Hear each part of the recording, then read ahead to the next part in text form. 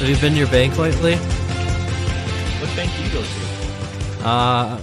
Glenview State Bank, but it's the one in Mount Prospect, not in Glenview. It's funny, I was just going to that Glenview State Bank. You would not, you lying sack of crap. You did no such thing. The one in Glenview or the one in Mount Prospect? Because it's kind of confusing. He did neither, and you know it. I am stopping this now. Welcome to Dragon's Blow Teacast, where we have no time for jokes. I am the T-Man. This is a no-fun zone! This is anime and tea. I don't see smiles in that terminology? No. That phrase? That title. I don't see smiles in that title. So, me being the T-Man, who are you, Nick? You. I'm Nick. Also known as the T-Fellow. Also unique. Spelled funny. Apparently okay. Apparently very funny, yeah. I'm the T guy. Yep. And so, today... I haven't seen you guys in a while. Because we've been busy. That's nice. We've been busy with... John? I'm taking my tea. The Houston Tea Fest. You see what I mean with no smiles, no laughing? So, last week was the Houston... I see what you mean. Yeah. Was the Houston Tea Fest, and it was quite a thing. Well, before we begin with that, right now we're drinking not one of our teas, though could be. Drinking a couple of samples we got. So what is in this tea, Nick? Let me taste it. It's also written on the package. I'm gonna taste it and find out. It tastes like berries. I got a little bit of strawberry, cherry,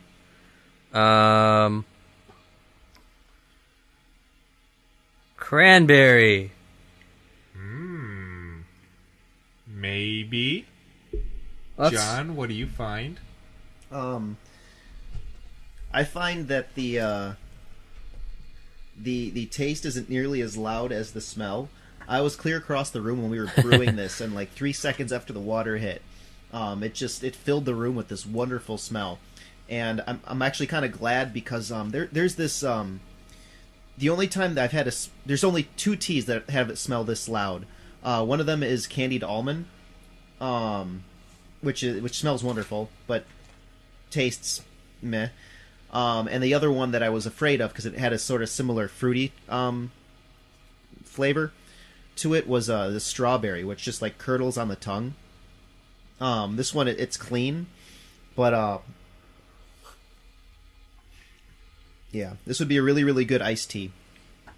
Because the first when the tea first hits your palate, the flavor isn't that strong, and then it builds. I get more of it in the aftertaste. Mm-hmm. So adding a little bit of sugar would hit up that first sip, the first moment. So looking at the package, Pear definitely. Yeah, I missed that completely. That one's subtle though. You need a pretty refined palate for that. You've got that. Oh. It's organic cranberry pear smash, and it's actually a green and a white tea. Ooh, which it's a great tea. Sure, we'll call it that. Or a rain tea. it's not yellow. Let's go with queen. What do you call a black and blue tea? Beaten. No, that's... What? I'm not gonna make the joke. What happened? What happened to no place for jokes? Yeah, and see what happens. We go to domestic violence. Who said it was domestic? He did. Anyway, yeah, apple, rose hips, organic peel, orange peel. This is an organic tea, by the way. Orange peel, elderberries, currants, which is probably where I got one of those other flavors that isn't in here from. Mm-hmm. Cranberries, which is the main flavor. Pear, pomegranate, which is kind of unusual. Pomegranate and cranberry go well, and vanilla. So yeah, going on. pear and cranberry. Yeah, a lot of flavors, a lot of like subtle sort of accentuation ingredients.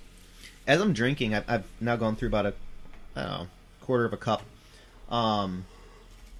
It's really good. It's growing on me, and this is really weird in the sense that it's not growing like a lot of teas, like especially in my sencha. Like the more you drink it, the more it builds up on your tongue. Mm-hmm. You know, this one, it's leaving behind this sort of dry mouthfeel, which is actually very pleasant. And as I'm drinking it, usually the dry mouthfeel opens up the pores on your tongue. And so you get, more and more of the flavor. This is staying nice and light and beautiful. Right. So, last week at the Houston Tea Fest, and that was quite the adventure. Do you want to begin talking, John? Or We're starting after the Tea Fest? Or what? No, It's like last week after the Tea Fest. No, at the Tea Fest. At the Tea Fest. Before the Tea Fest, Before the Tea Fest, jeez. I was not able to go because of reasons. Yeah. Which sucked because you guys are probably busy the whole time, right? Yes. Yeah. It sucked, but so at the same time... I'm about to hear the story live with everybody else. Yeah, so... It flash forward... We're just going all over the place in time. It wound up really working out because we didn't get quite the space that we're used to. So flash back again. Remember months ago we told you people that the university that the Texas Tea Fest was at reneged on their obligation, their contract. They're booking. They're booking, yeah.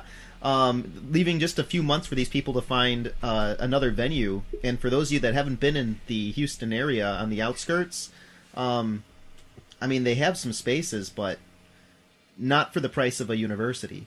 So they scrambled, and what I assume happened was that they held it at the Hilton, which we stayed at, which I've never stayed at a Hilton before, so my blood is still thinning back out.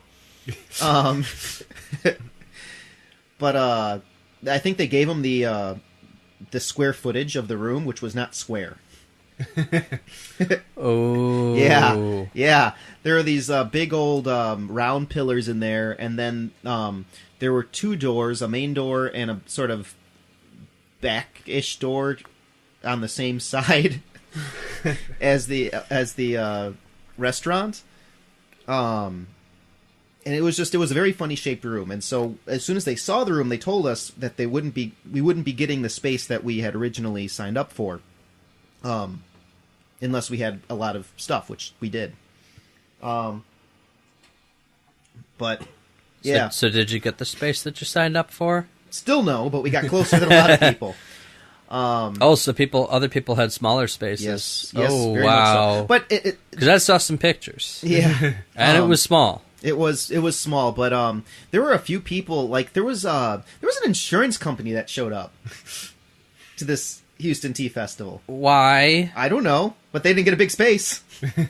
Good, right? Like if it was up to me, I'd just say like, okay, this is a place for tea. Get out. But, they're paying for it, so exactly. They're like, here, take my money. And they're just like, well, we'll give you one of the small tables. They're like, we don't care. And they just sat there. And I think they talked to like 3 people. Why? They just put Why pamphlets were they? Because they wanted to drink tea for a day. I don't know. Probably for the same reason we see those like, come to this college at ASIN and whatnot. We always see. I haven't seen that. You haven't? No. They have booths in which there's people which like have no place at ASIN. Is it like Japan College or something? No, or like affiliated with one of those like Kansas, like Roosevelt University. Mm-hmm. But is it affiliated with like No. Whatever you say, it'll be a no. I was gonna say like go teach English in Japan for a year. Nope. They probably have some students that whose ancestors came from Japan, but I think that's as close as the association gets. Of course, Harper had a thing where you could study in Japan, so I'm sure that all a lot of places colleges, do. yeah. would have that, but it's not. It's not like it's learn not just animation from Japan. college. It's not just Japan. It's Germany, all over the yeah. place. I almost took a class in Amsterdam or something for a class. Eunuch. Eunuch. So there were a lot of people there. We I think we both, but I definitely worked right before we left, and my boss was like, "Hey, you got a long drive. You can leave early," which was pretty cool. And so unbeknownst to anybody here, I ordered a Triwizard Cup, and it hadn't come in. And I'm like, well, that's fine, because I'll just have the Triwizard Cup as like, a token to myself for all the work I put into the goblet. And so I took a shower, and I was sort of, it was supposed to arrive the day before. It didn't. And they said it was going to arrive at like 8 p.m. that night. And so I'm still like, well, it might come in. And so I took a shower, I ate, we rounded up everything, and just as we're pulling up, FedEx pulls up. I'm like, really? And then the guy comes out of the FedEx truck and looks at my house. I'm like, maybe? And then he grabs a package that was suspiciously Triwizard sized. And I'm like, oh, really? And then he starts walking toward my house. And I said, perfect timing. And I grabbed it from him. And I said, Julian, I have a big package. It wasn't that big. Very, very good. It was a big very package. Good. I received packages of tea of like the size of my I'm not torso. talking about tea. I'm talking about my penis. So anyway, I put that in the car and didn't say anything else about it. The penis or? Yes. Everything went in that No, car. he left it as at you will home know. to save space for the weekend. Mm-hmm. I unscrewed it, so I left it. Anyway, so so we got in the car, and I was able to drive the entire way to Texas. Off my bucket list. I really wanted to.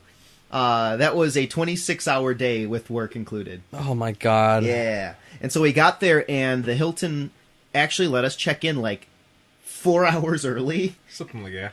Some crazy thing. No, even because check-in time was 4 p.m. We got there like 8. Yeah. No, it was like Wow. it was like 10. It was like 9:30 at least. But yeah, they let us check in that early. That's before checkout time. Yeah. And we pretty much just grabbed our suitcases, went up to the room, and I remember laying down, and then it was 2 hours later, and we got up. Actually, it was like 3 hours later. We got up with enough time to, I think we ate. And then we were supposed to start setting up at 7, and so at 4:30. We figured, let's keep this train rolling. We went into the room, and they were setting up, and they said we can start setting up, and so we started at 5. And we were the first in there setting up. We took up like 3/4 of the space, like legitimately. We had boxes like 4 tables down. We were everywhere, and instead of an 8x8, we had like a 5x6 space to work with, maybe, would you say? Something like that, and no space between the wall and the table. I'm including that. Oh, you're including that. Yeah, our table. So we had about Wall to edge of table to front edge of table. Because we got 2 tables, because the tables were about 3 feet, 2 feet. You're about 2 feet wide. Mm-hmm. And so we got The 2 tables tables to they make gave it you? 4 feet. Yeah. So Oh we my had enough to God. put stuff on, because we were supposed to have a 4x8 foot table, 4x6 foot table. 6 by something. 6 by 4 or 3. They were like 5x2, and so we got 2 tables. So was it like the size of my desk? No, well, For for those of you at home, I'm gonna say yes. It was a Very, little bit longer very than the average helpful. desk. And luckily, I mean, the ladies that did it were very like accommodating. We got the corner, so we got to spread out quite a bit, which was really lucky. And then about 2 hours after we started setting up, our neighbors, the English ladies, came in, and our rivals, as I proclaimed. he's not. He did proclaim. You're not it. shy about doing that. No. No, You'll do that to any... So, for those of you at home, Later story. For those of you at home, when these people showed up, I did not say he told them that we were our rivals. I did not say he said that they were our rivals. He proclaimed. English ladies, we are the east side of tea. They are the west. Let there be war between us, was something like that. It was not exactly that, but something like that. They were confused, so I assume we won. They were very confused. Excuse me. And... Begone, wench! So we were... It took us... We were the last ones out. We set up until like 10 o'clock at night. Oh, man. So it was like 5 hours of us getting stuff out of the... Well, yeah, that's probably what it took last I also time. had to go to Goodwill to buy 2 new tables. Which were underutilized at best. Yeah. Like, we did almost nothing with them, but they were there. But, yeah, we usually have enough room to set up all of the teas and display them, and people can go through them and they knock them down, and it's lots of fun. Yay! Yes.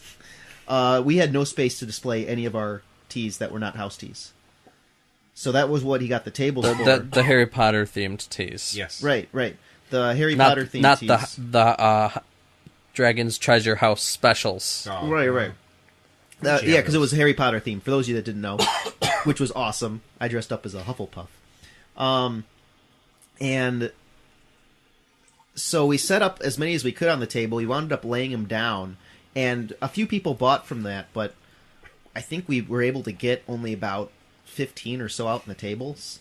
Yeah, it was small. There was like no teas displayed. We had price lists and things, and we set up everything else, but being next to the English ladies was really neat because they came and they were super reserved. I think that they spilled outside of their table once while they were decorating, where they had a couple boxes out in front, and they stacked those boxes so that they would finish unpacking the first box, and they would put that away.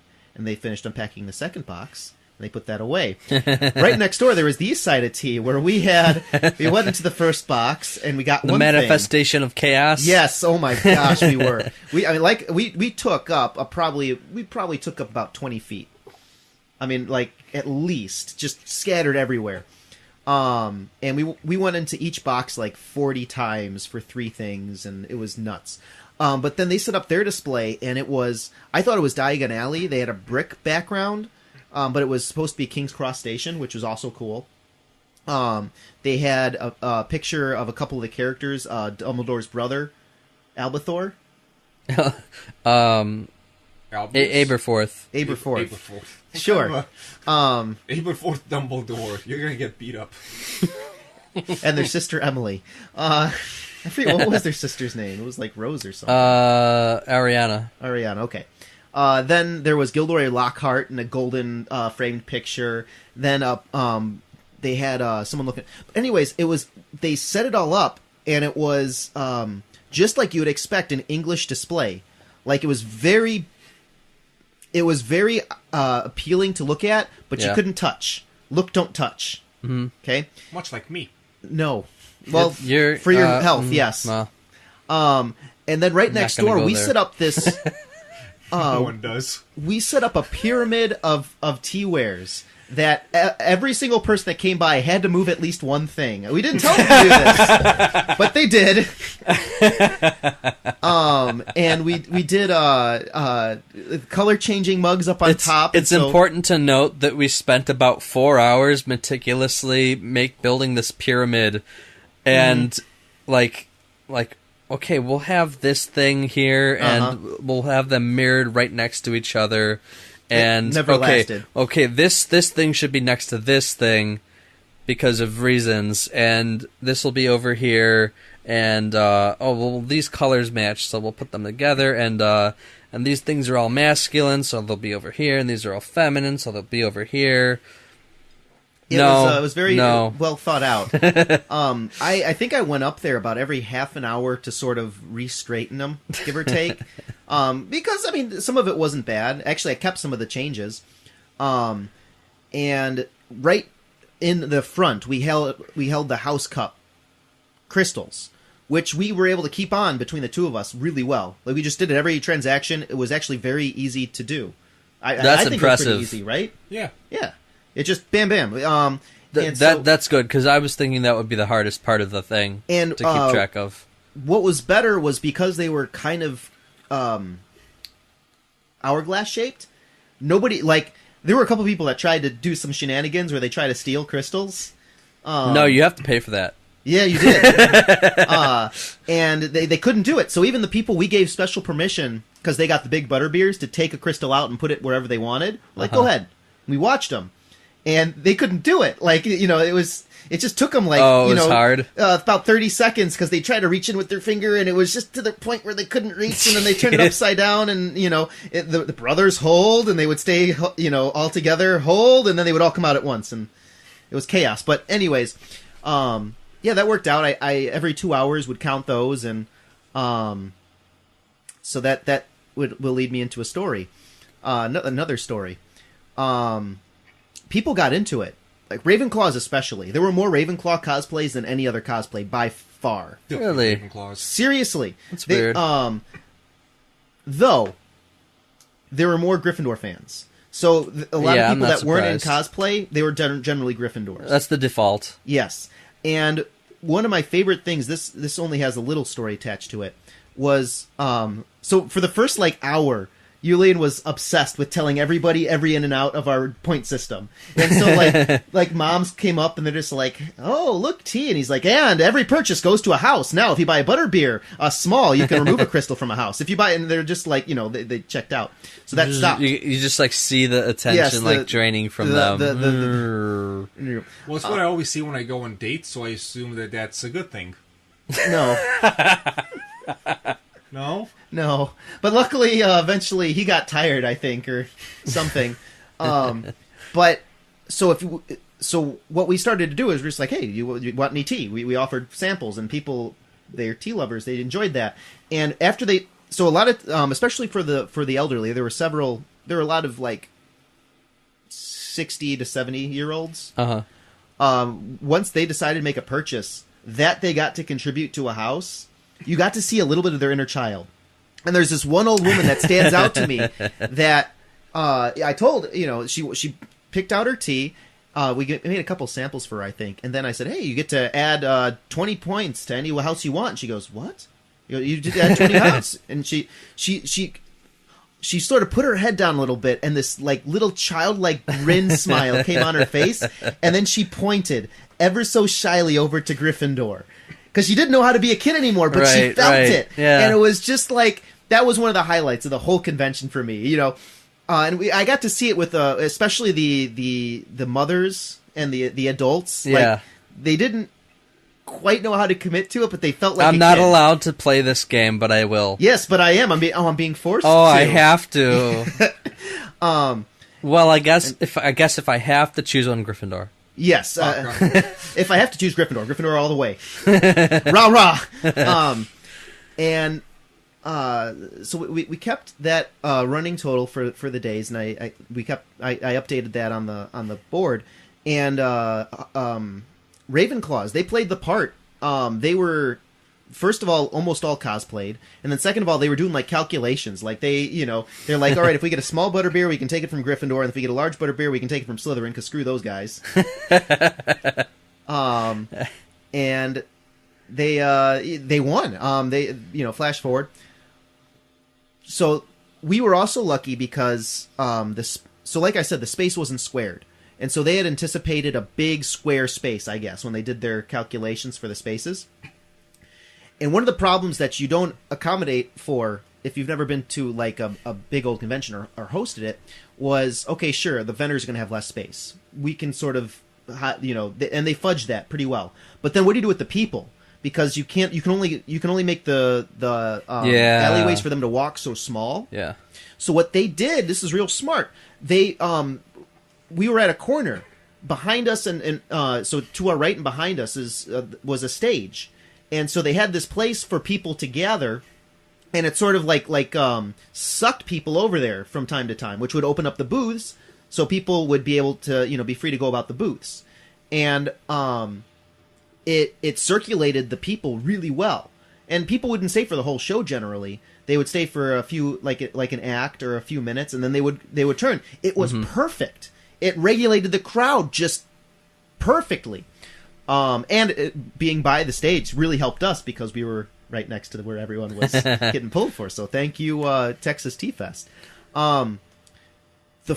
They had this one troupe that was fantastic. They were real showmen. Like as someone that has studied stagecraft and showmanship, these guys were spot on. So like the first guy, he won me over because he read the crowd. You could tell he changed his act every single time he was in front of a crowd. And he found out early that they like the dangerous stuff, and so he's just like, all right, now you get to choose my next trick. I can do this really awesome, super cool trick with these rings, high flying, or I can juggle knives. And so people, whoo, and so he's all right. So by round of applause, who wants me to see the really cool, one of a kind, amazing trick with the rings? And like one person. And who wants to see me juggle knives? Whoa! And he's like, okay, fine. And so and so I'm just chuckling as I'm doing my work. The same group had a magician that came in the next day who was equally captivating. He was just like one-liners as he's doing his tricks. But then we had the Flower Children. Is that what you're calling them now? That's what I'm calling them. These guys were straight out of a 1970s stereotype, rewritten for modern era. I'm not even making fun of them. Legitimately, they had one song that they played, and they broke it up a couple times, but every single... The entire hour that they were up there, it was just that metal drum, bong, bong, bong, bong, and Shiva, Shiva, Shiva, Shiva. For an hour, they did this. They almost awakened Shiva to make him slap him. They paused only once, and they had a microphone, which they weren't using. That becomes important in a moment. And he stopped to pick up the microphone, and he put it close, and he was just like, I want to take this time to address all the aliens that can hear the sound of my voice. And I stopped for a second. I'm just like, because he didn't mean Mexicans. And it was just like, oh my God. And then I had to go back to doing what I was doing. I completely missed it, and if I caught that, oh man, that was another thing which if I caught, I would have caused trouble. So again, they were doing no microphone until that point. And so it came time for me to... I updated the board every 2 hours. And I wanted to do it sooner, but it just... We got these slight breaks about those times, and it worked out. And again, I had to fix up the side, the pyramid. But anyway, so I went over there, and at this particular point in time... Actually, one more thing before I talk about that. So again, we had a stage, okay? The first day the stage wasn't set up. The second day the stage was set up. It was about a 5x7 space. Okay? It wasn't a big deal. It raised up about half an inch from the floor. I think it was more than 5x7. It was bigger than that. 10 by... 8 by 10? 10 by 8, yeah, that sounds about right.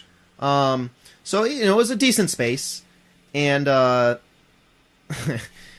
right next to the stage, about 3 or 4 paces away, was this big water thing that we were all refilling our stuff from for making samples and tea. And the magician stood in front of the stage, but he was mostly solid, stationary. So did this comedian. But the Flower Children, one of them had a girlfriend. I can only assume because she didn't get the position of dancer due to dancing ability. Yeah. She closed her eyes the entire time and did that like one hand up flail while she turned around. And so she's free as the wind. Yes. Get out of the way. And again, her eyes are closed. And she had a stage that she occasionally put a toe on. But the rest of the time, like I think I had to go up with her 2 or 3 times while they were performing, and I had to play Dodge the Dancer. Because she was just, like darting back and forth, and sometimes she'd stay still. But she had a sense when someone was coming to refill their water. And she would find a way to be in their way. So anyway, that all being said, again, they're playing this metal drum, and Shiva. This is ingrained into my memory. I can never let this will never fade. So we had to update the board, and this time Slytherin took Gryffindor. And it was pretty much Ravenclaw and Gryffindor first place the whole time. This time Slytherin took second place. And so, I'm like, hey, Slytherin took it from Gryffindor. And Julian, Slytherin takes second place, or, Slytherin, yeah! It was probably something like that. And so I'm getting the next thing. I'm counting it up, and I'm writing the numbers on the board. And this one of the performers comes up and is just like, excuse me, dude, I know you're having a game, but can you keep it down? And I'm like, okay, fine, sure. And I continue to write the number, and he stays there, like, right next to my ear, and is like, because we are trying to perform an acoustic rendition behind you. And so my brow kind of furrows, and I'm like, oh, fine. And I'm, going to continue writing the thing. Because we're artists. We're just trying to get through this song. So I know you're trying to have fun. Just keep it down. And so at this point, my chest puffs out, and I turn around to say something effective. Excuse me, this is a tea fest, But he's already back to his Shiva. He's already drowning you out. Yeah, exactly. Yeah, I missed that part, and if I caught that, well, I'll back up a little bit and say, so I'm involved in some spiritual practices, let's just say that, and one of my teachers, he is, what's the right word?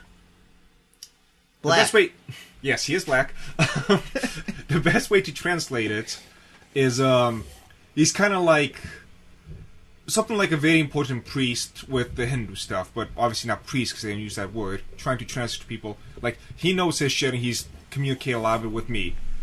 Shiva is not a person you sing happy songs with. Shiva's a person comes on and bitch slaps you. Like, Shiva the Destroyer, it's kind of in the name. And in the Lord and just everything. The Destroyer of Ignorance, man. And if you ever want to see a show, come to the store. Come to the store and be mean to my employees. You'll see a show. So if I caught that, I would have shown him an example of Shiva. More verbally, but that is just not...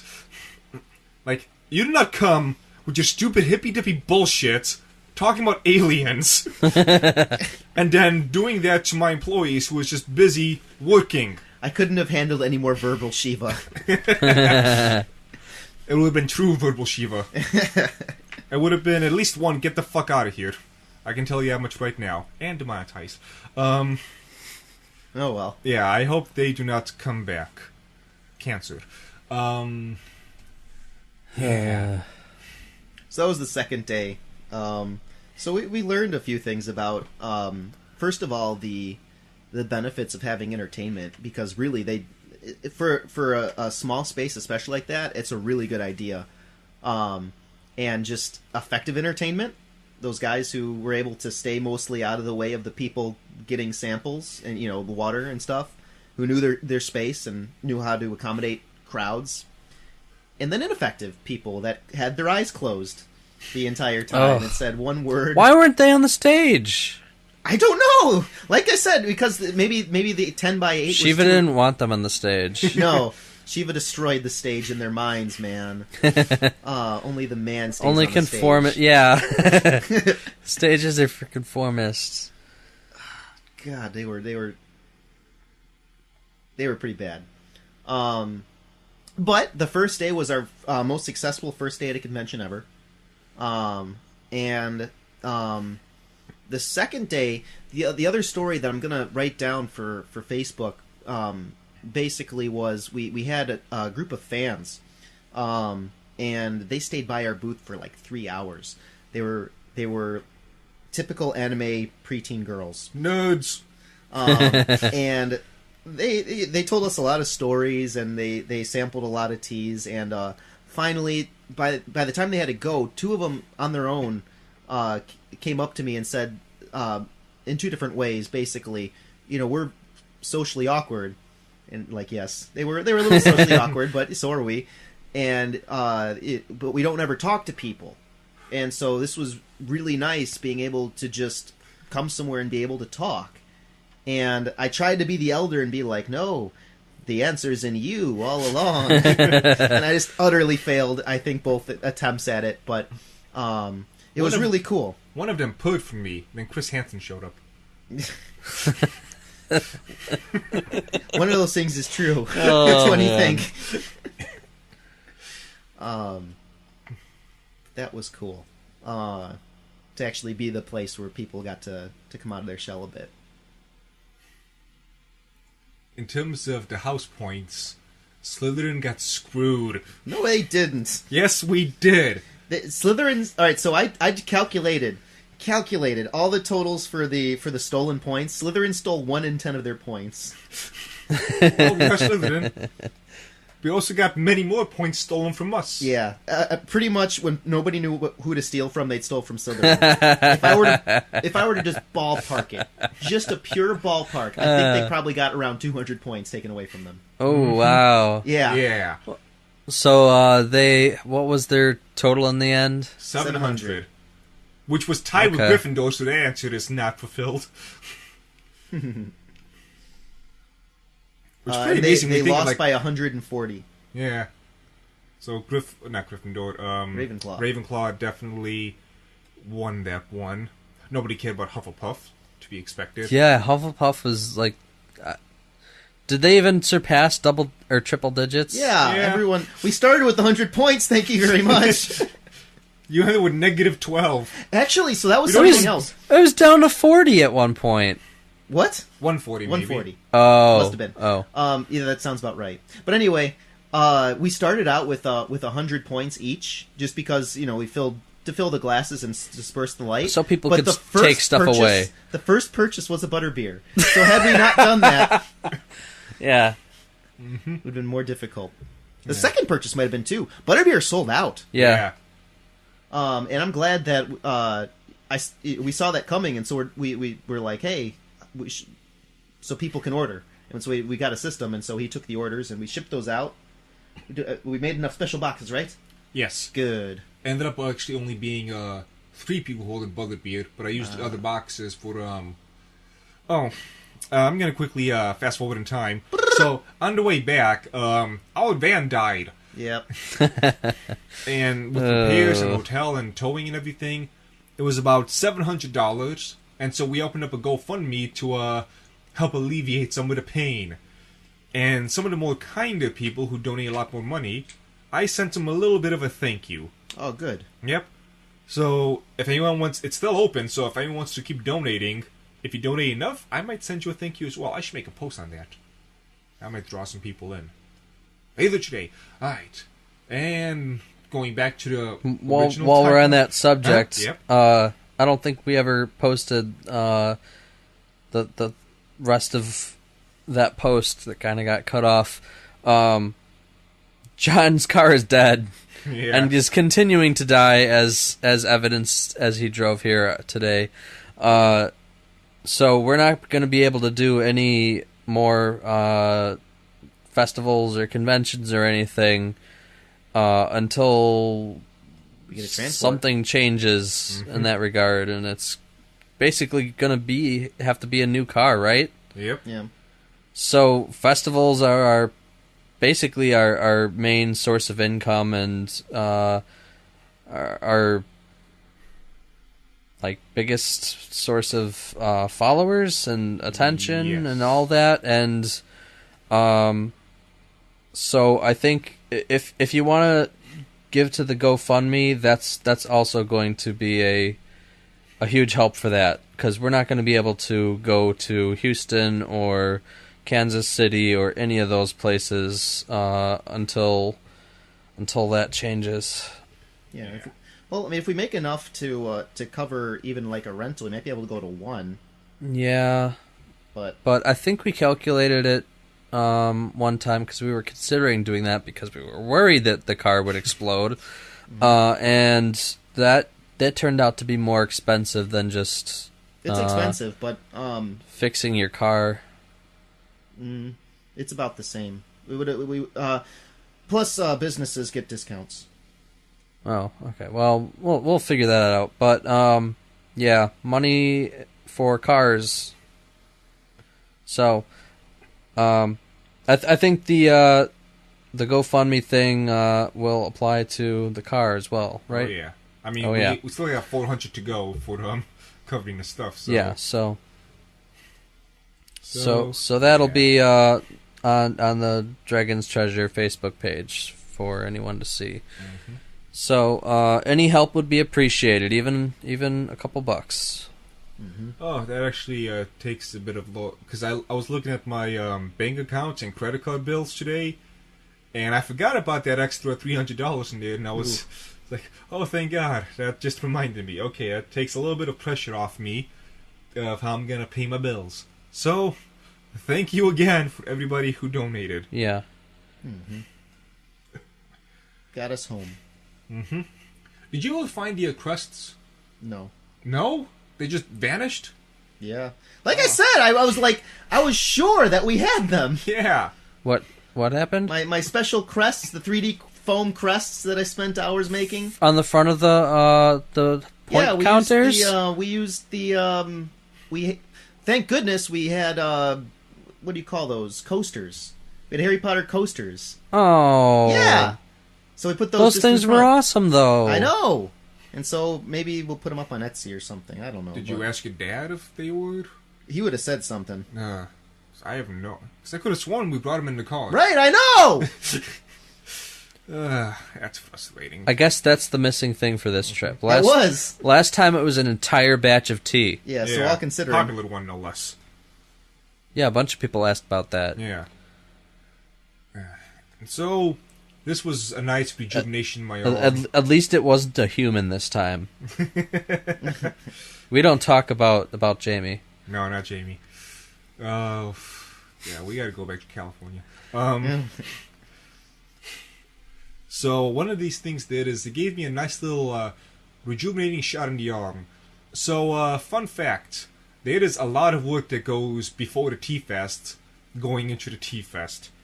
I spent, I'm gonna ballpark it around maybe 40 hours of doing stuff 2 weeks beforehand, purely on setting up and doing tea stuff.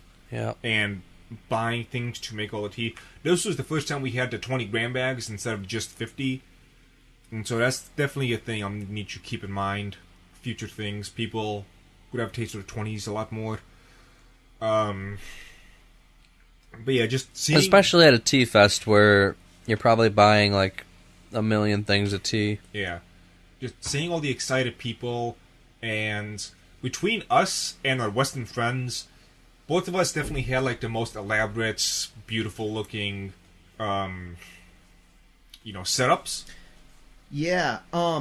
So I never finished that thought completely. I started talking about their bricks and all that. They also had a cast iron 3 cauldrons. Mm-hmm. And I explained that we had the quasi hourglass shaped house crystal holders with the house. Well, they weren't house crests, but they were house coasters with the house crest on them. Yeah. And in front of that, we kept a lot of the those cards that you made. People loved them. The cards? Oh yeah, great. And so we went with a lot of them purchased, but a lot of people just grabbed them and they came back to purchase the tea anyways. Like it was awesome that people just ate that up. Oh, that's fantastic. I'm glad it was. And so, anyways, what I'm trying to get at is we had all that in front, plus our pyramid that everyone just had to touch, which is fine. I'm not complaining. And then we had our house totals. And then I also kept more or less a running tab of what we had brewing, which wasn't nearly as much as was in other conventions. Everything about ours changed. So it was just this living... Changed? Yes. Oh, like it was dynamic. Yes. It was super dynamic. Yeah. And next door was just this pristine aesthetic. Uh-huh. And there's two different ways to do frozen conventions. In time. Yeah. Like straight out of the book. Like you took a page out versus you were, reading along with it. I mean, it was really neat. And so I embrace our philosophy of doing it. But I looked at their thing, and then there was another booth that was pretty. It had some books. It had a bright red quill, Oh yeah, that's cute. which could be used for nothing, but it was like it You mean harkened to the it was? Oh, I know what you're talking about now. Yeah. It wasn't a real quill. Well, but I don't think it was dipped in ink or anything. It was a real quill. It was an aesthetic quill. Oh, it was Yeah. just for display, Yeah, not it was sale. just like, and I couldn't exactly even pinpoint why, but it was there not for a purpose other than the aesthetic, and it was straight out of Harry Potter. And so after being there and seeing a couple successful booths, that'll help me to really help design the setups. Yeah, we had a few people saying our area was like basically the main attraction. That was nice. Which is funny because Several of them are in this room. Yeah. No, there were a lot of people that said that, but we also the convention had a house point thing going on. They didn't tell us that they were doing a house cup. I saw a couple posts on the event page, and like they didn't explain it at all. I think they explained it there. I mean, I they never probably saw it. did, but it was buried, and like they were posting every day, so you couldn't really catch up with that. But I saw them, say stuff about it, but I didn't. It was never explained very well at all. Makes sense. So what was it? I don't know. we were Okay. focused on ours. How many points did we get? total? Did we? Yeah, Oh, I didn't. for their thing. I didn't look at their thing at all, so I still don't know. I imagine Ravenclaw won. They Just had a lot of because things going on which I knew nothing about, like there was a scavenger hunt and other stuff like that. I was just focused. Well, our What? hands were full. yeah. Okay. There was a scavenger hunt. Some people stole some of the things that they weren't supposed to from our booth, but I just embraced them. Like, yeah, that's right. That's you get it here. One stop shop. Like what? I brought my Ollivander's wand, and so they were in search of Oh. a particular wand. I'm like, sure. Oh, for the scavengers hunt? Yeah. Did they bring it back? No, they didn't take it. They just took a picture. Oh. They showed it on their iPhones or droids. Yeah, they had a lot of stuff that was going on, and so even despite our thunder being stolen a little bit by them doing a lot of the same things that we were doing, we were where it was at. Yeah. Well, I asked you guys to bring back a unique tea for me, and tried. you said like there weren't any other tea sellers. I mean, like, half the people there were not tea. That's that so was- weird. That was weird. Oh, like why didn't you get me some insurance? Yeah. No, but that's so weird. I tried to find some, like, exotic sound, like Pine Bhutan type of teas, and just, I couldn't. There was a lot of herbal concoctions. A lot. Oh, yeah. I couldn't find many, this is from, like, the Himalayan mountains, only picked on 1972. Oh, well, that's not the kind of unique that I was trying to get, but What type of unique were you? just something that's like you don't see every day. Oh, there was, like, pumpkin teas. I should have gone with those then. Dang. Yeah, something like that. I don't know, but like at Midwest the first year, they had like root beer, rooibos or something like. It's just something weird like that, you know. You got to make that Dr. Pepper tea. Oh yeah. Definitely got. You got to do that. That. That's the first like Pure blend. yeah.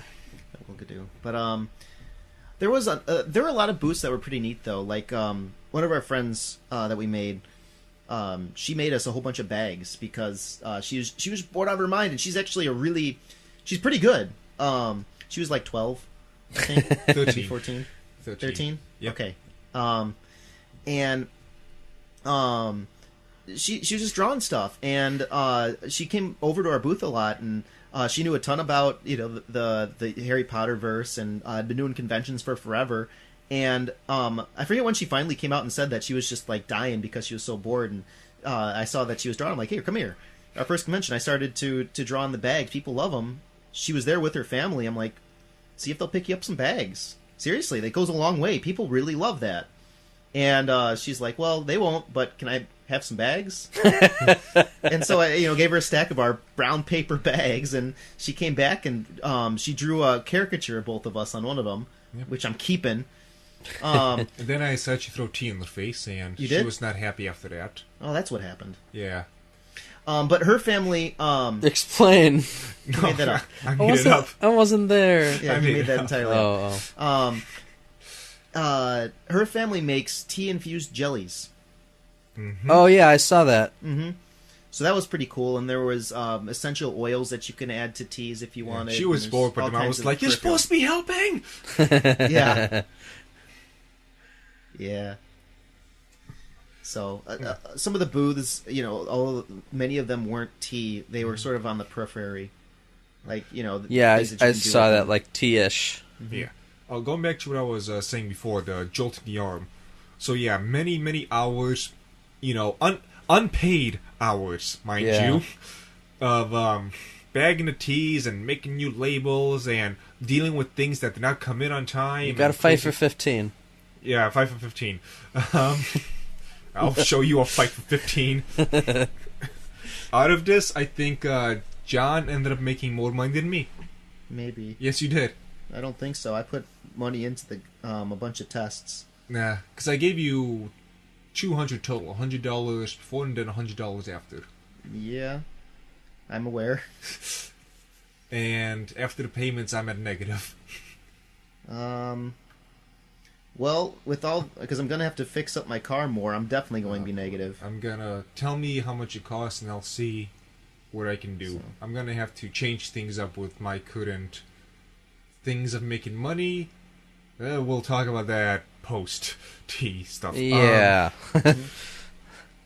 But yeah, just like seeing all the excited people and seeing just the way things work and being able to say F you to everybody who's like anime and tea, that's not gonna work. Mm-hmm. Just God, I wish I was there. I want my own freaking store. I want it. I want it. I want it. I want it. And so I got a nice little jolt of just like, this is a thing. I know it works. I keep seeing it works. I just need to make it happen. And the more people buy tea, not just for themselves, you can give it to other people, the closer I will get to... I want to hit the floor. The closer I will get to that goal. And it will spread, not just one town, but many towns.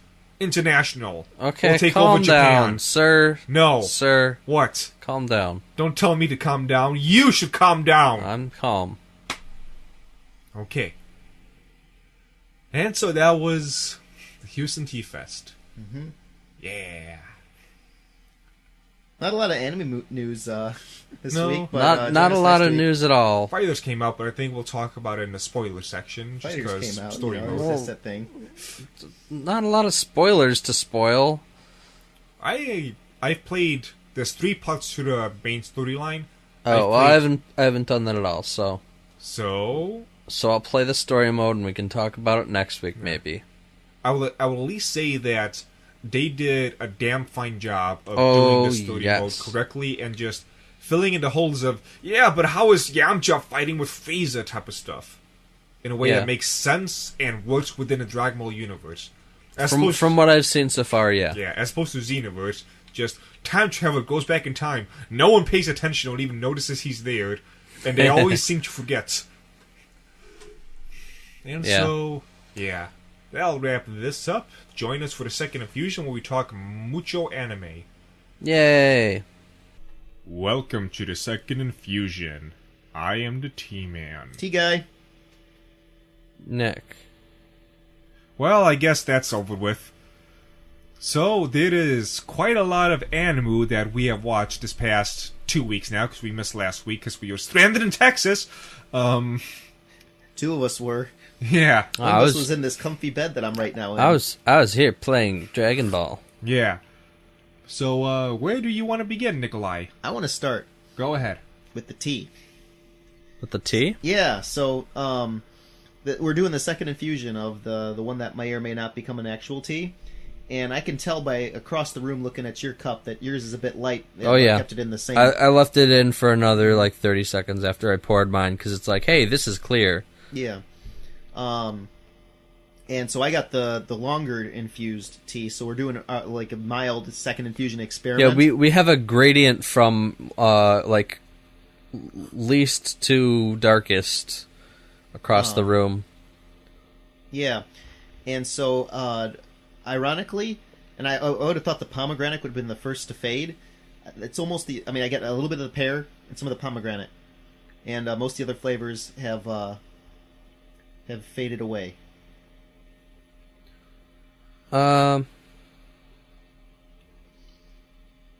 It's there, but it's subtle. Also, this helped me realize the first infusion I got in the first route, very light white tea. I'm not picking up the white tea notes as strongly. So, second infusion, leave in an extra 30 seconds to a minute.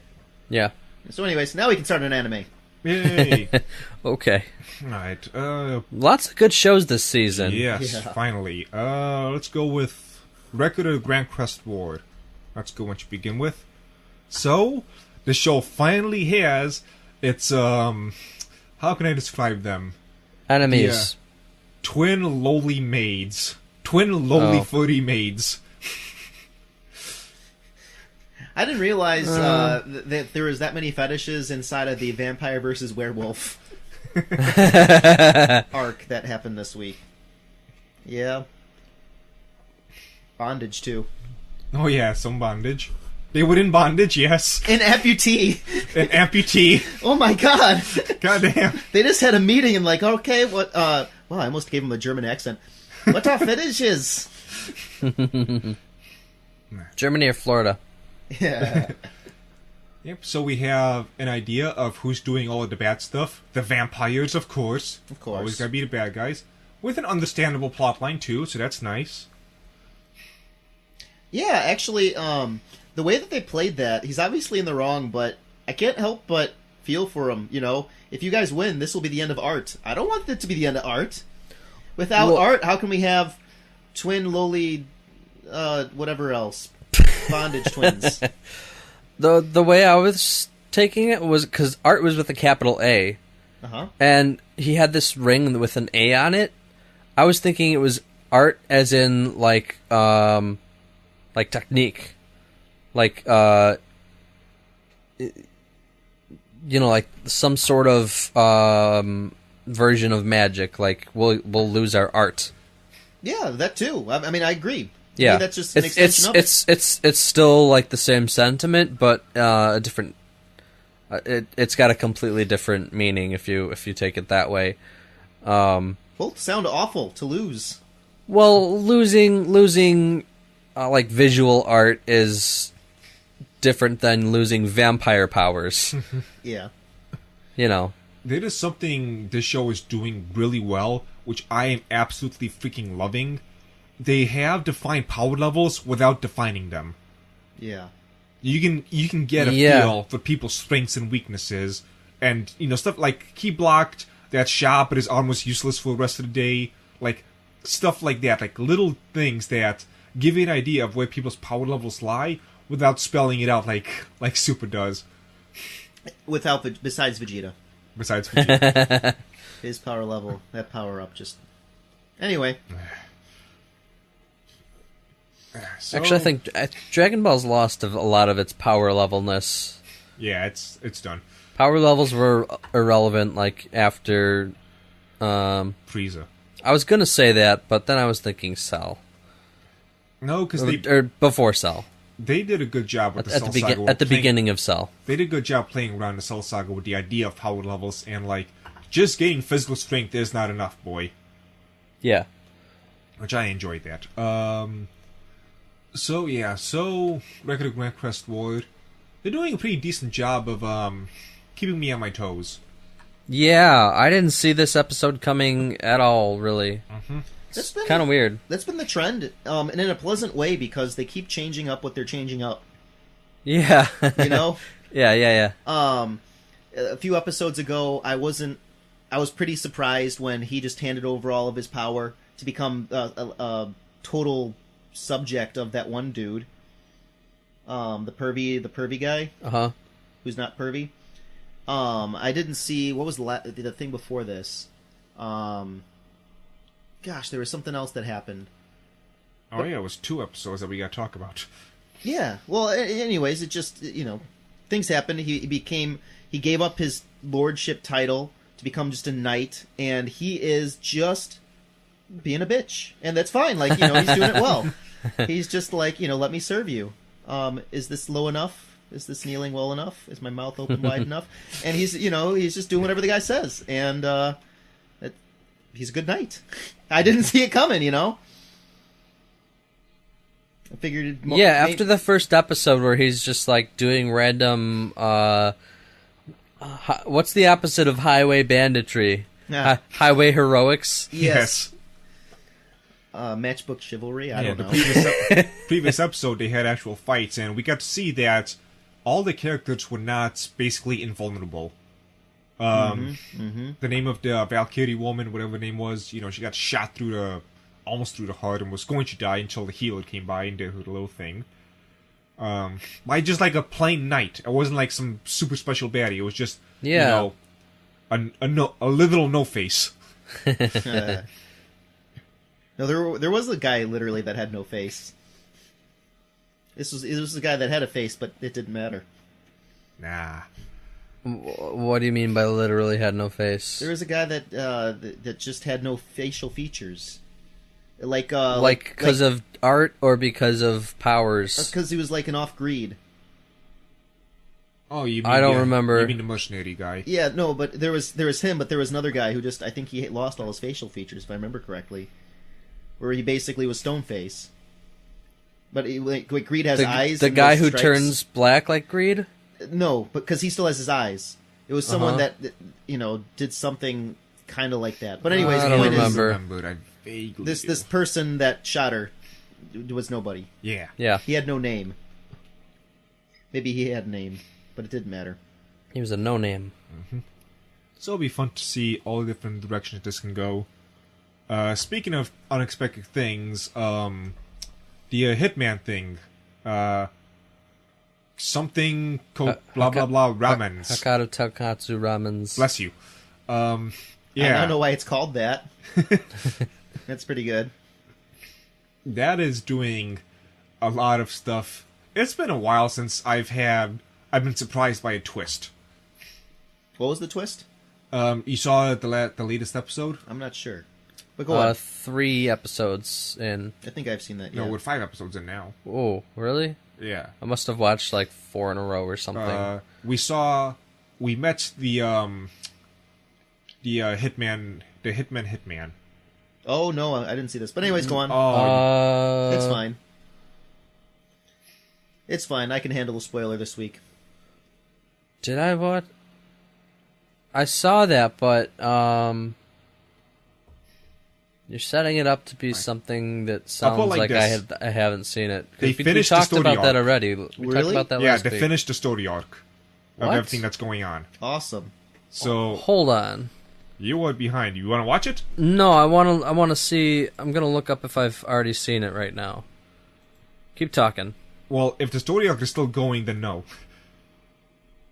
Like all the plot threads are finished. Huh? Because I just watched it yesterday. But keep talking. I'm just gonna do my thing. So what was the pleasant twist for me, which I did not see coming, is the private eye is the hitman. That's what I said. That was obvious Yeah. What? because of his hair. I felt they were making it too obvious. Because of his hair? Yeah. So they showed the hitman with the one guy telling the story, and then they were getting all dolled up. Yeah. And they're Okay. going out, So like, that's him without the mask. the last one that I saw was. Is it okay if I take out this contract with this guy against you? And then he's like, yeah, sure. Mm-hmm. Oh, it was 2 episodes ago. Yeah. Oh, wow, I'm way behind. What happened? I don't know. Oh, well. The episode you saw left off with the crossdresser being surrounded by the people, right?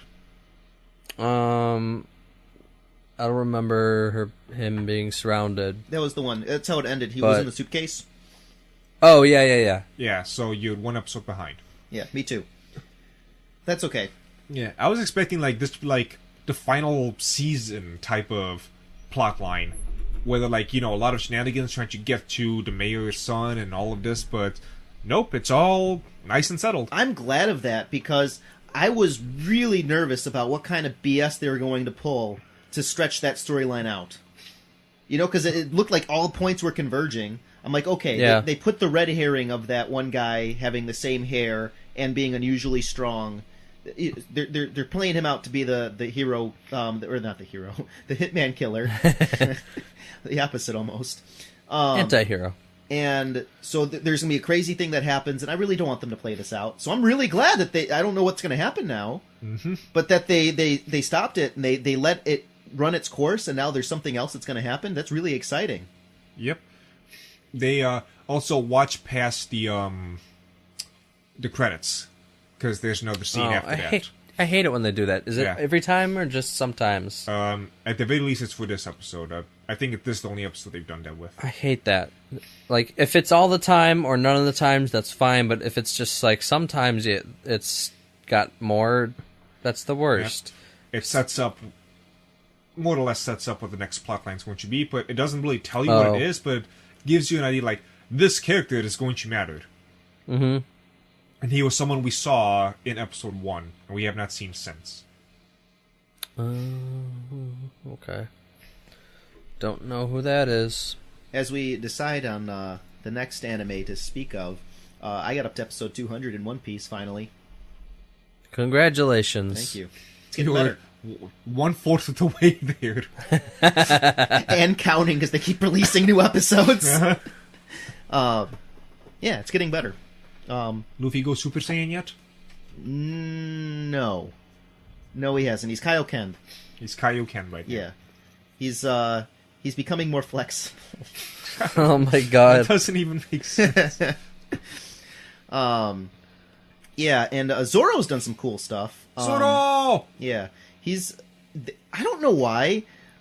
He's a pretty neat character, because he's like L in the sense that he's surrounded by all the supernatural shenanigans, and he's just having none of it.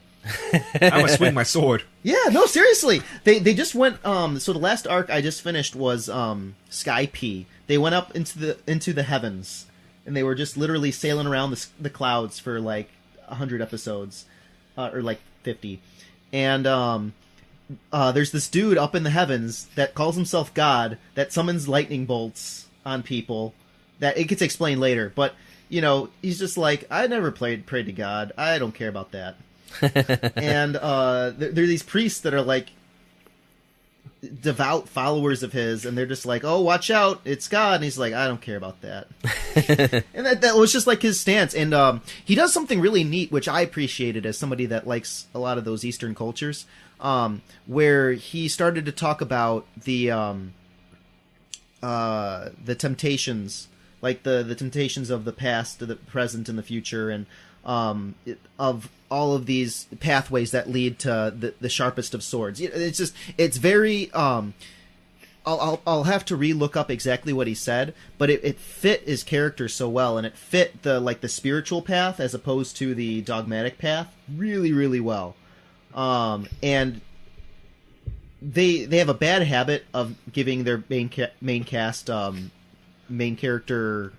invincibility. Like, I have no fear any of them are going to die. Like, that's just gone. Yeah. And that's kind of a bummer for me. But bad things can happen, and they can lose their dreams, which, I mean, that's something that's a form of death. Yeah. But they're still going to be alive, and they're probably going to get it back then. Right. You know? So, okay. We'll see. It is a shonen. Right, Yeah. exactly. And so I think that I can already tell you as a show it's matured, and I hope it's going to continue to mature. It's way more enjoyable in the first, 20 episodes. It's continually getting better, and so I think that might be a reflection of the evolution of anime. Because shoot, I'm into the 90s at this point. You mean I'm 206 episodes in. Is that I've reached the 90s? Because it started in the 80s. No. When did it start? Probably a little I'm thinking before. of the manga. I'm sorry. 04? No way. No, before Naruto a little bit. Oh yeah, sure. So I'm well within the 90s. Maybe I'm in the 2000s. But it didn't start in the 80s. But you can tell that they definitely evolved. Dragon Ball started in the 80s. Yeah, and I thought that One Piece, the manga, started right about.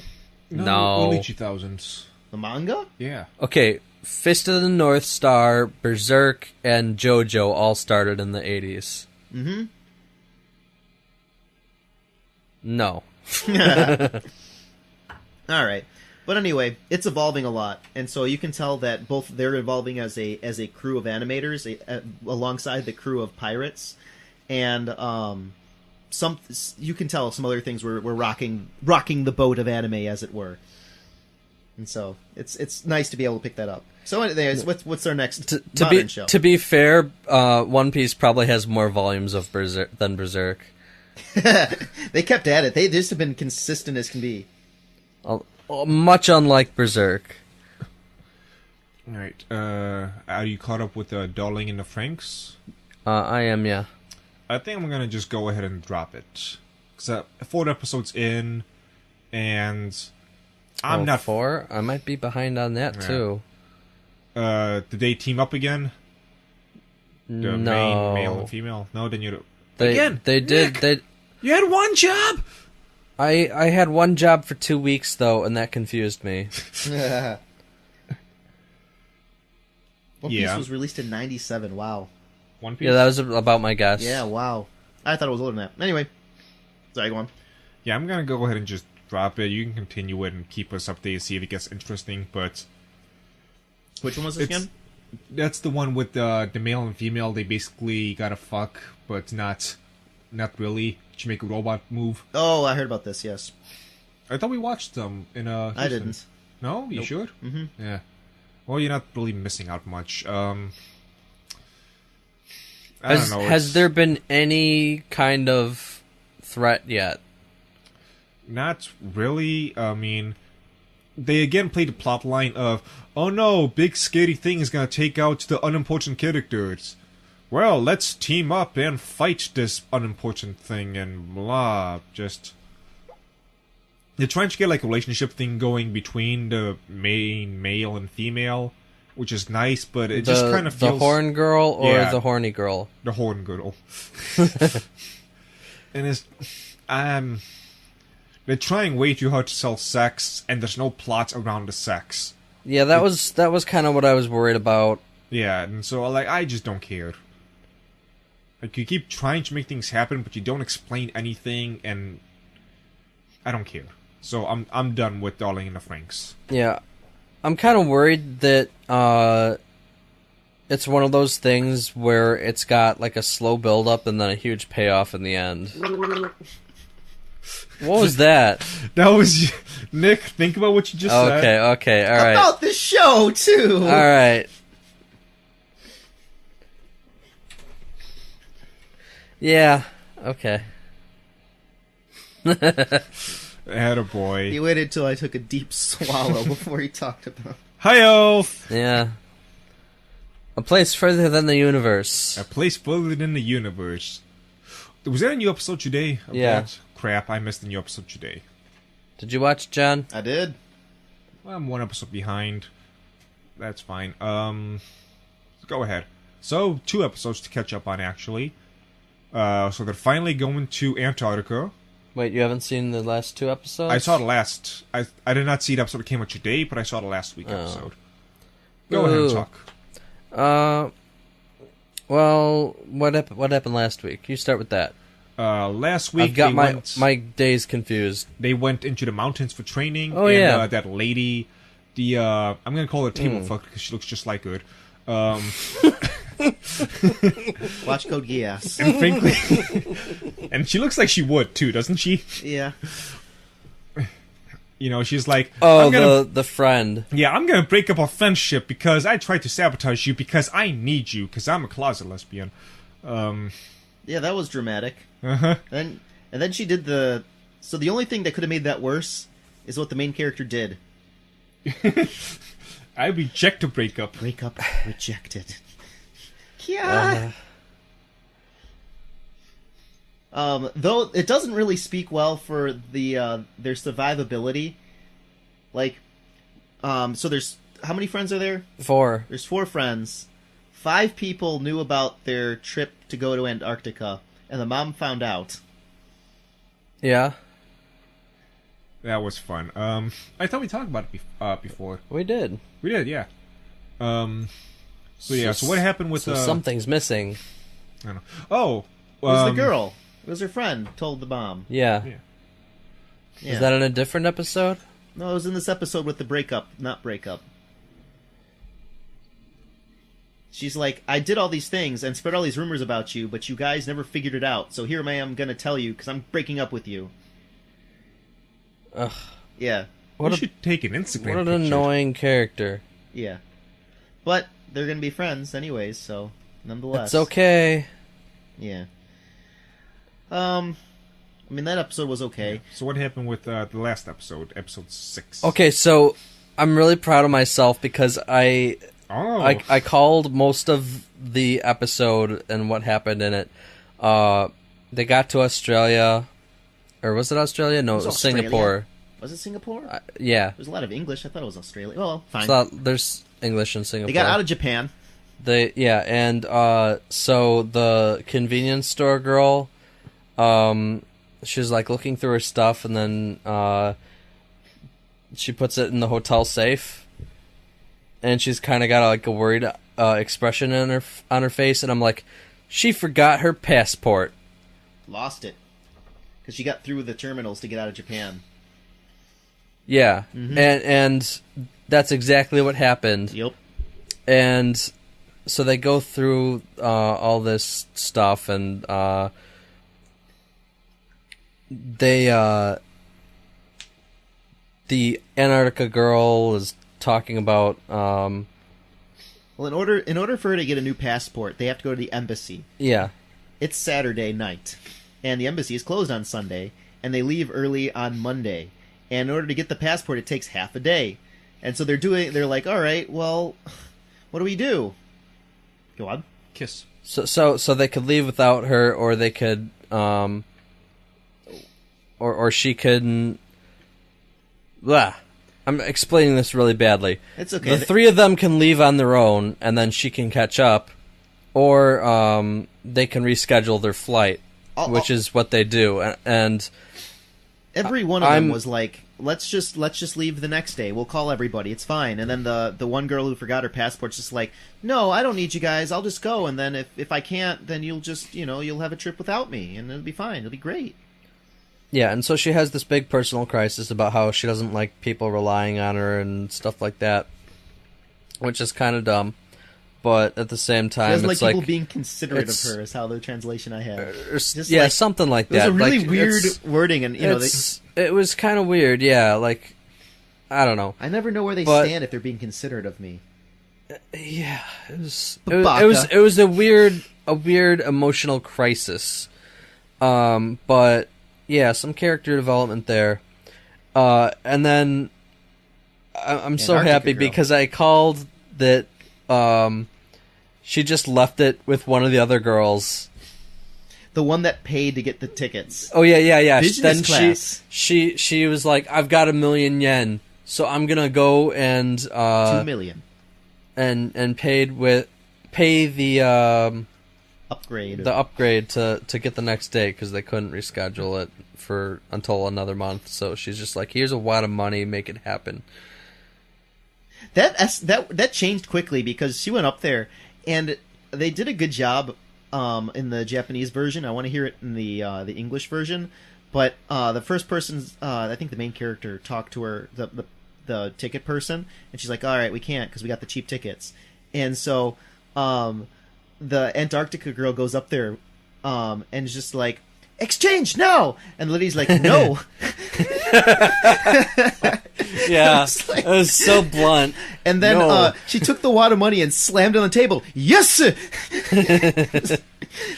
Do now, please. Do now, please. Yeah.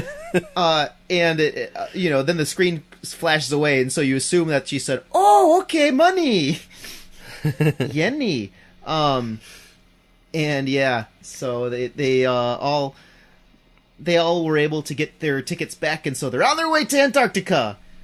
Yeah, closer now because of all the emotional traumas of the last 2 episodes. And the punishment for Antarctica, who had the passport, and convenience store girl who lost her passport, was they had to eat smelly fruit. Jackfruit.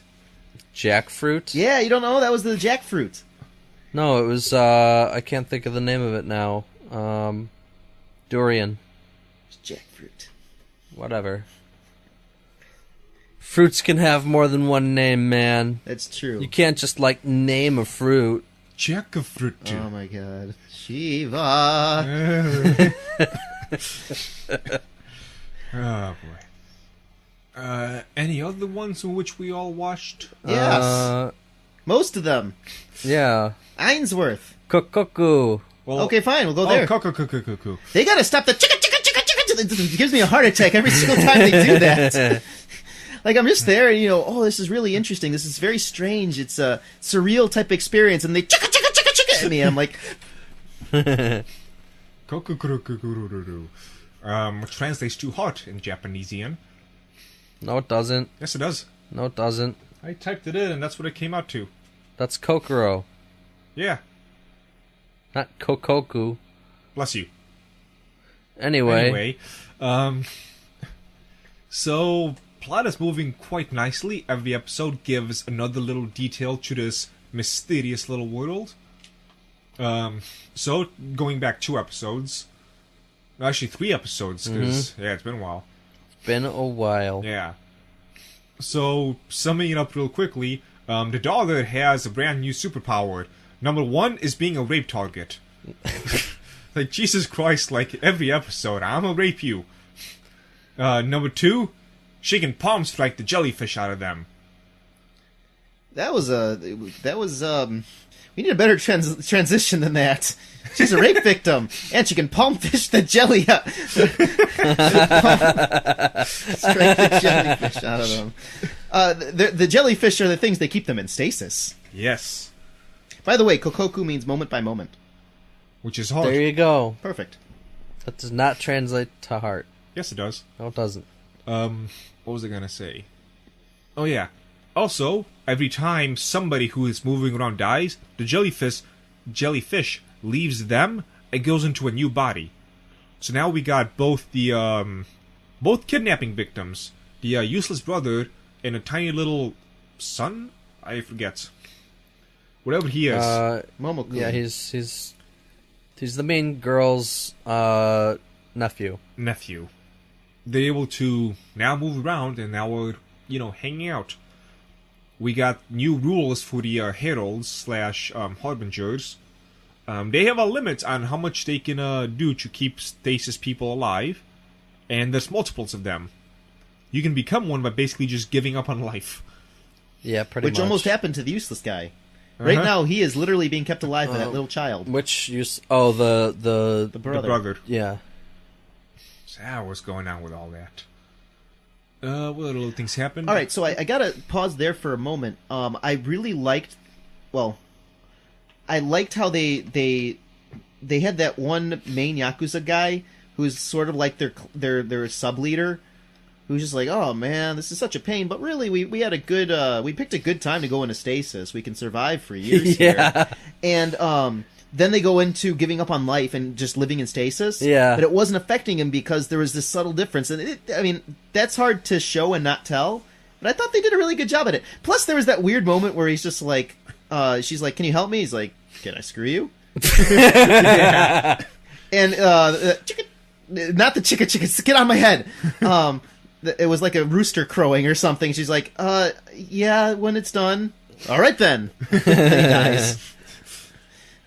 Oh, we don't know yet if they die. No, they may or may not die when they're punched out of stasis. They get hit pretty hard is the deal. Mm-hmm. Yeah.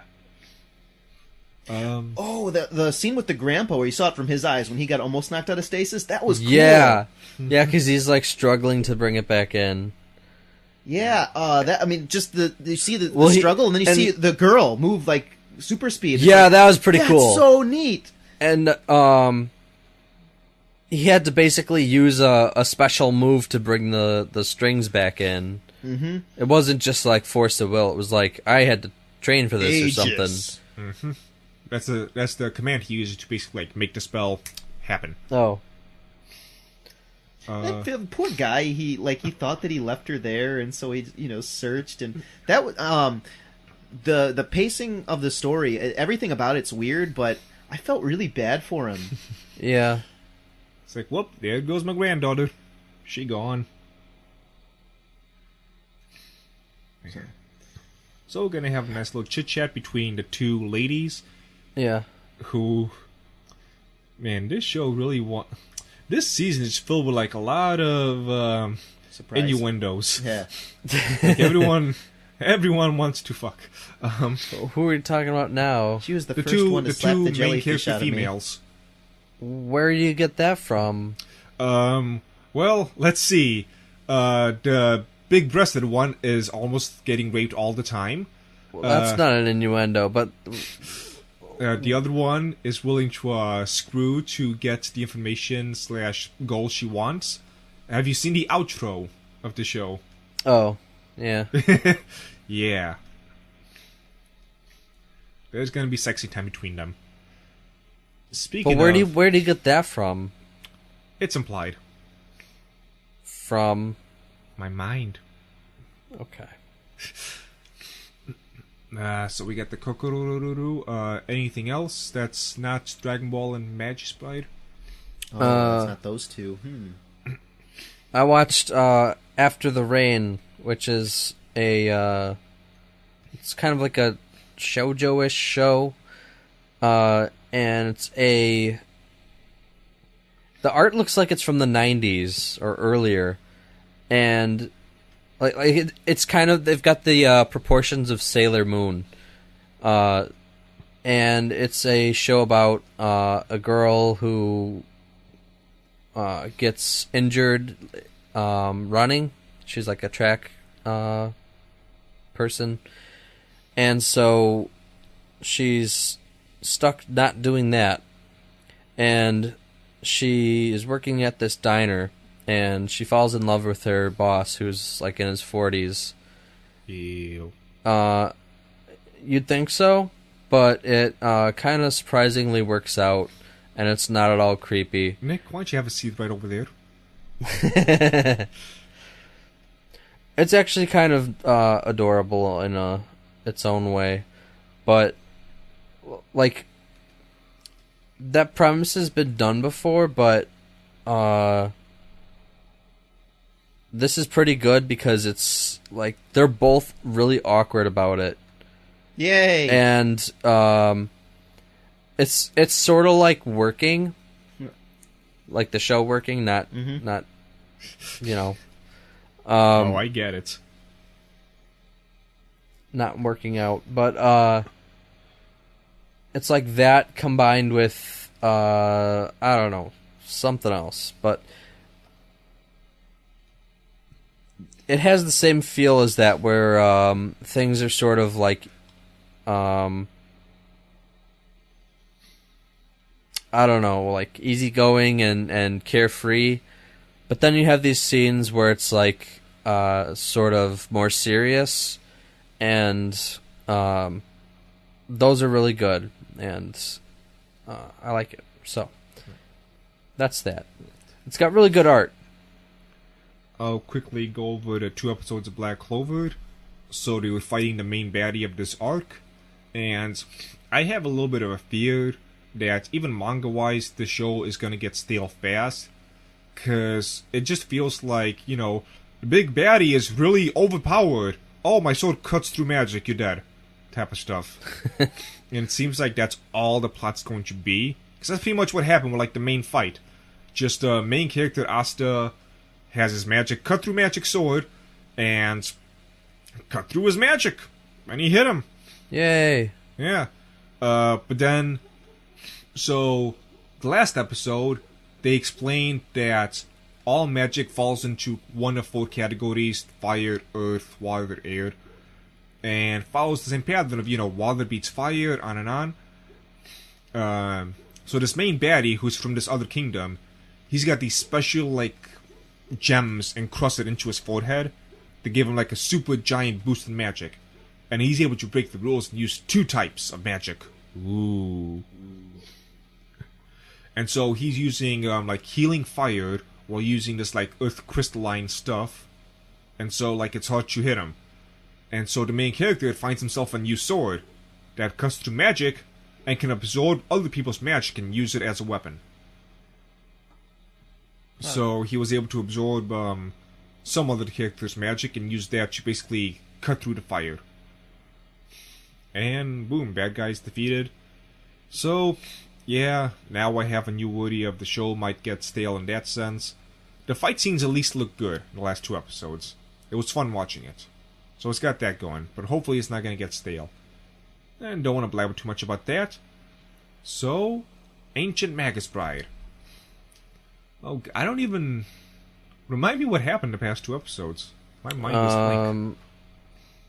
2 episodes. Yule. I forget Oh yeah, Yule. what happened the last episode, but yeah.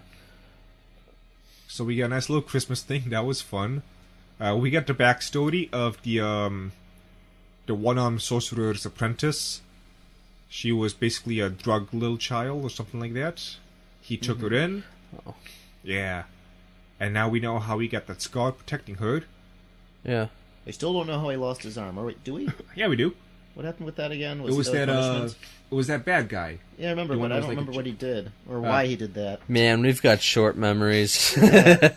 Basically, the sorcerer said, "No, you seem like a baddie," and so Baddie's like, "I'm gonna take your arm." Oh, okay. That's basically how it happened.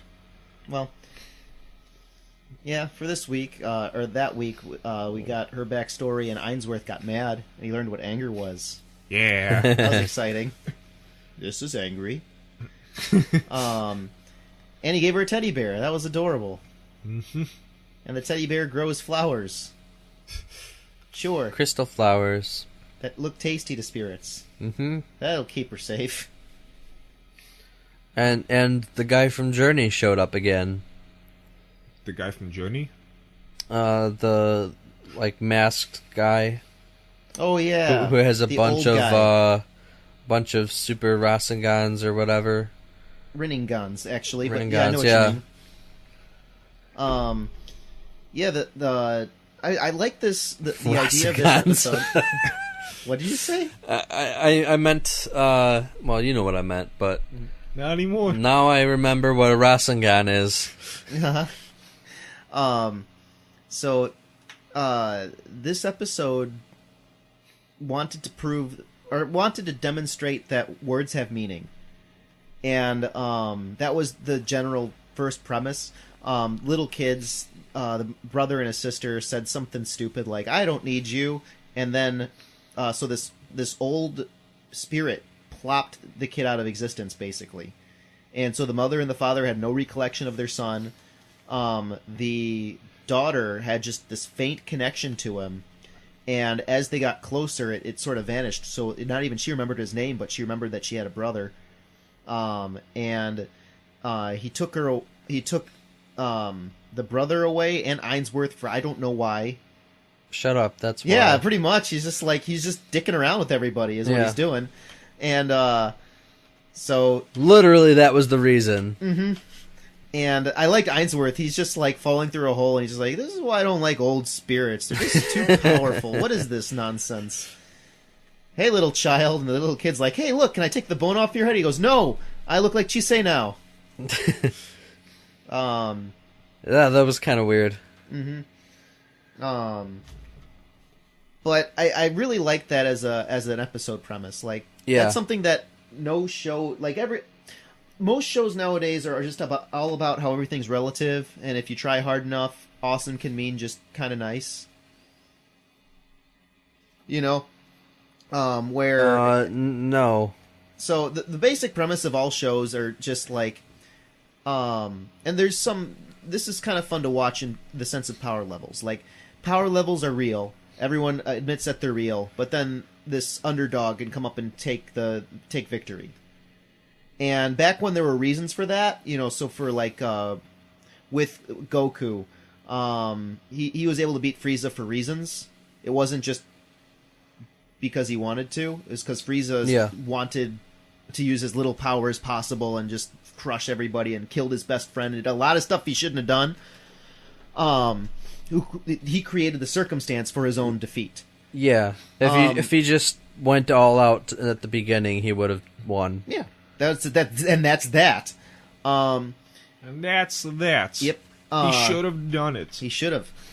And as time has gone on, we've gotten sort of to the outskirts, and sometimes it's just dumb, where everything is too relative. Like, like words almost don't have to mean what they're supposed to mean. There's no real reason that person's more powerful. And this show said, no, your words have real meaning. There's old spirits like me around who are too powerful for for this to be dealt with sometimes. Like, you got to watch it. And it made it playful, but it was just really neat. It was totally different. This is not a modern storytelling device. No, it's not. And they embodied it in I an want to old know spirit. more about the author. Right. They embodied it in an old spirit. It's brilliant. Absolutely brilliant writing. The one thing, though, is... Okay, so the two kids kind of, like, they disinherited each other. Yes. So, why did the parents forget about it? Because it wasn't that he wiped them out of existence. He just made them forget about each other. Because it's like, okay, well, you two don't want to be part of each other's lives anymore. All right, and this is another reason I like the show, because there's two answers to that. One, I'll go with the Western side first. One is it's like a curse. Uh-huh. And you can, so... If you curse somebody, it affects everything. And so basically, you think of her this way. She was almost like a shaman offering him up as a sacrifice. I don't need this. Done. And so a spirit is like, fine. Pluck. You don't need the parents' permission, but once he's plucked, he's plucked. Right. She was just the last one there, so there was a small remainder. The other side of it, which I think this is probably where the show drew it from, is the Eastern cultures. They're very much like everything you do reflects upon your family.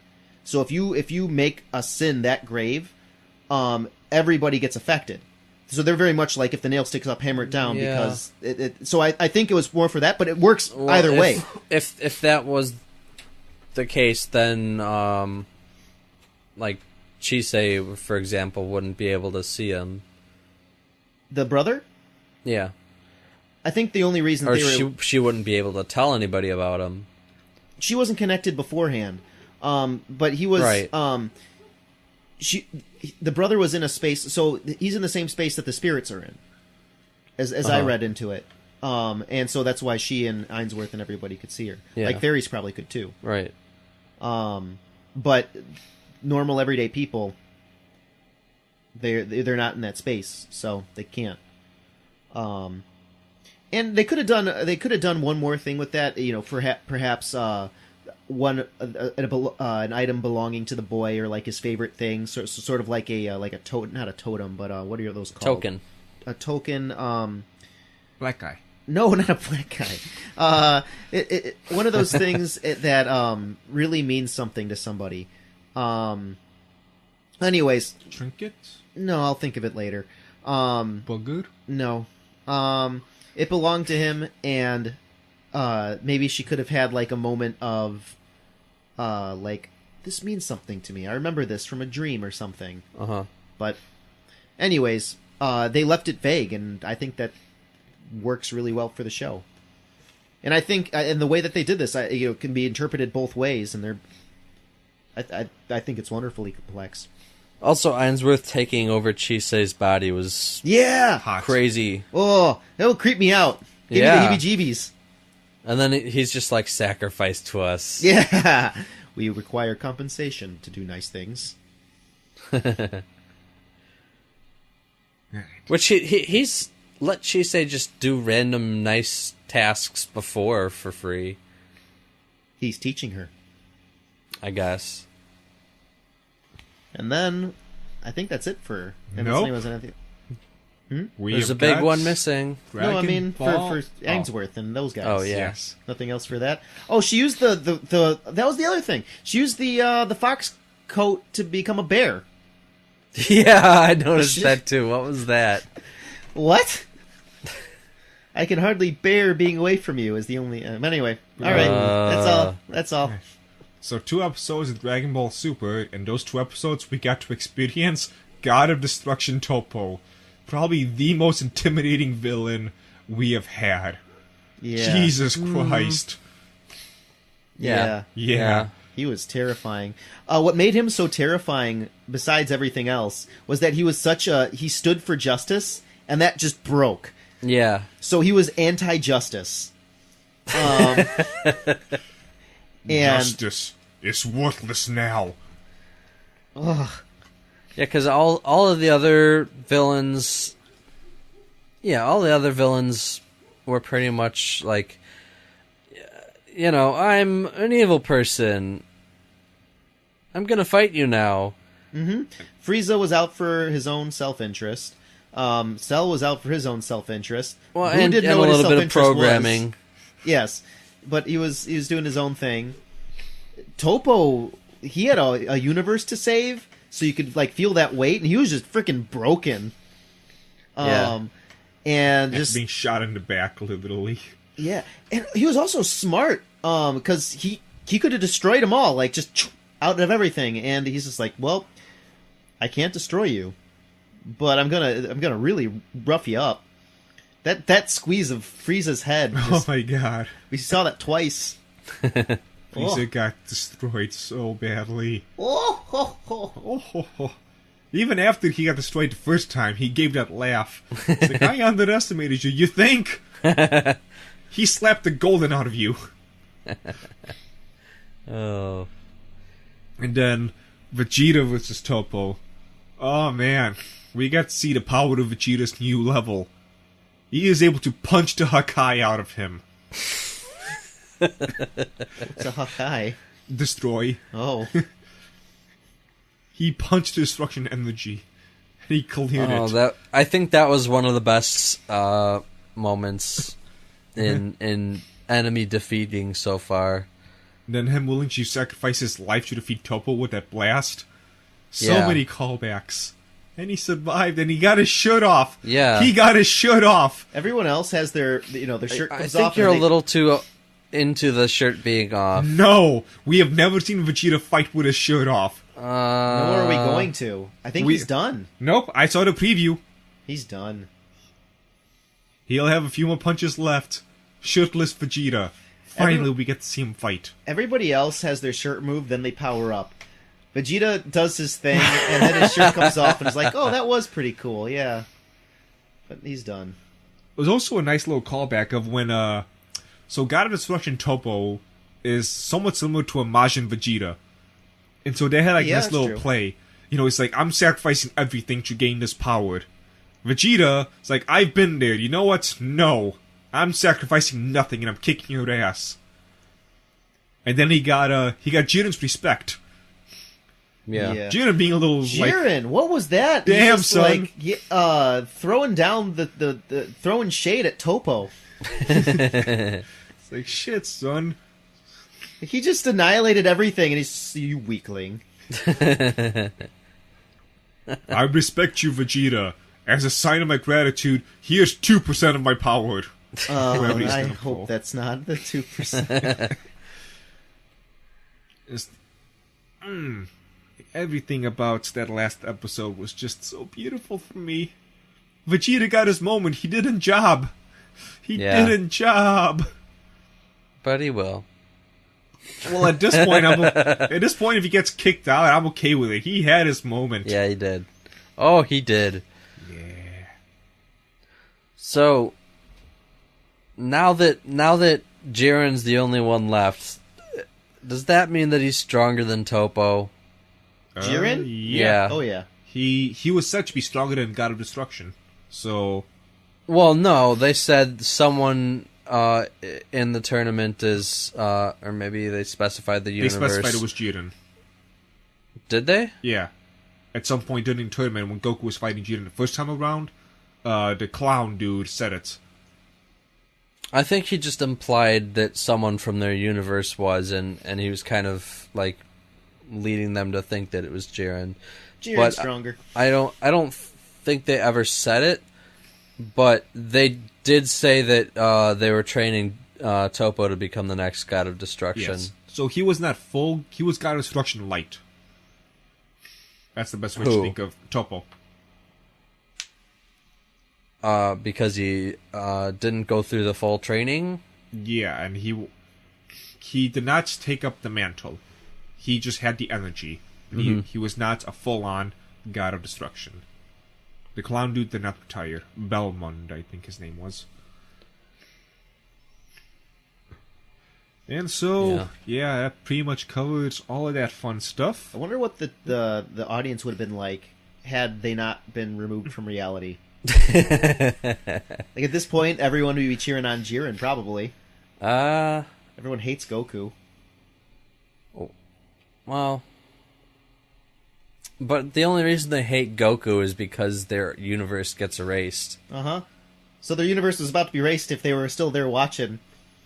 They'd be all the more pissed. If they are just there You're waiting right. for the universe to get erased. Like everyone, I think most people thought that they would wait until the end to, erase it, but no, as soon as they were gone, they were just erased. No, I didn't think that. 'Cause why? Why any of it? Fair enough. I remember that distinct moment when, this universe is eliminated, goodbye, joop. It was just sort of a surprise moment. It was just like, okay then, This is happening. Yep. I think everyone at that point too was thinking, okay, they're going to use the Super Dragon Balls to stop it from happening or something like that. But, I wonder what the crowd would have been like. Oh well, guess we'll never know. And that wraps up this week's second infusion of the Dragon's Flow Teacast. Join us next week where Nick does a magic trick.